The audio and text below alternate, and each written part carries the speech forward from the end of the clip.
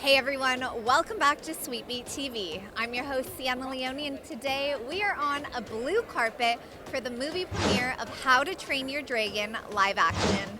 I'm so excited to catch up with the cast and crew, so stay with me and let's see who we catch. And look at this premiere, it's so insane. It's like what, like 2 o'clock on a Saturday, which is strange as well. I feel like we should all be napping right now. Yeah, exactly. You know, so yeah, it's nice though. It's good to see everyone. Nick, congratulations. Thanks very We'll much. start going in here. When I talked to you at the press junket, you said that Gerard, you think you're on Jerry basis now. So starting this movie, what was the relationship like, and how did you guys develop that relationship? Because obviously, like we talked about, Chief Stoic and Gobbler, you know, they do have a lot of intimate scenes together. Agreed. Yeah.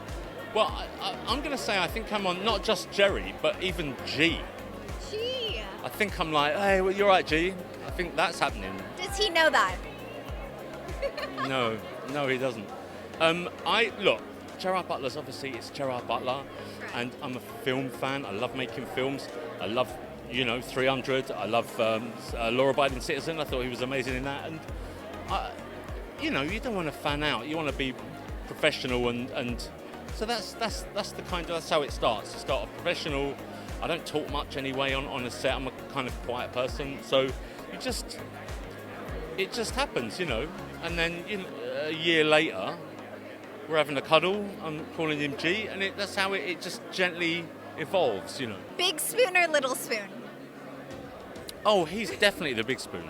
We're here celebrating this amazing movie. Congratulations. I loved it. I laughed, I cried. It kind of hits all the emotions that you want to, but How to Train Your Dragon live action. Tell me about this. I mean, everyone loved this animated movie, so bringing this to life, I mean, there's a lot that comes with that. Good, bad. Tell me about that. Were there ever nerves for you? Are there still nerves?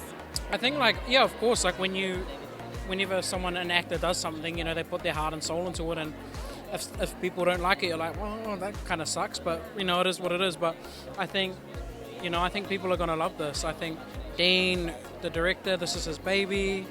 All the actors in it are fans. Everyone who was making it, from the producers to the PA, so everyone put such love into this. So I'm very excited for people to see it. I was a big fan of How to Train Your Dragon and Riders of Berserk and all of the TV shows back in the day. So to be able to see this now, I'm very excited. So I hope people feel that as well. How did you prepare for this role? And I really loved your character. So tell me about preparing for Gobber.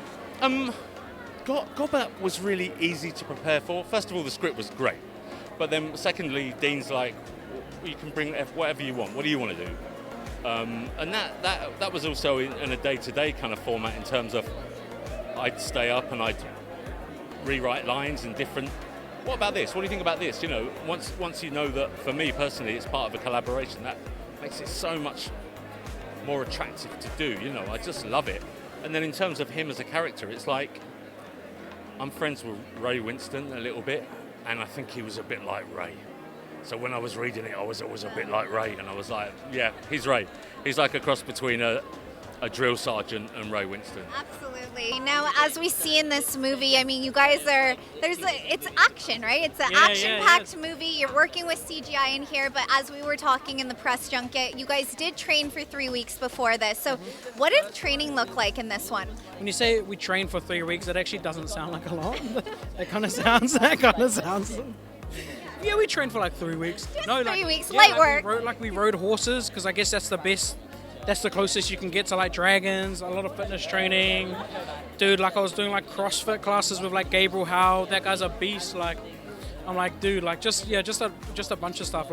Just walking around in my costume as a giant fluff ball was a lot harder than I thought it would be, and just trying to go to the toilet was a mission. So I had to train to do that. But it was just a lot of prepping to just sit on a dragon, which is kind of funny. Yeah. I mean, I loved it. I mean, looking at this, Hiccup and Toothless, this story, like I said, it is so beautiful, right? So many people are going to love this. Why do you think younger kids are going to love the story and the relationship we see between Hiccup and Toothless? I think I was so lucky as a kid to be able to watch it. and it to come out and kind of, you know, talking about like being who you are and staying true to yourself and finding like diversity in a world where it doesn't really accept diversity. So I think I think I was very lucky, and people around my age to watch it, and now we're all a bit older, and maybe people who are a little bit older than me have like kids now as well, and they're able to take their kids to kind of the same heart, the same soul, kind of reimagined but not too far, and be able to kind of relive that. So I think young people now are very lucky to be able to watch this in a world that's kind of crazy at the moment. I think be able to have something like that just as like joyful and happy. So yeah. Beautifully said. June 13th. I'm so Thank you. excited I'm for so everyone excited. to see. Thank you. Lovely talking to Nice you. to see you.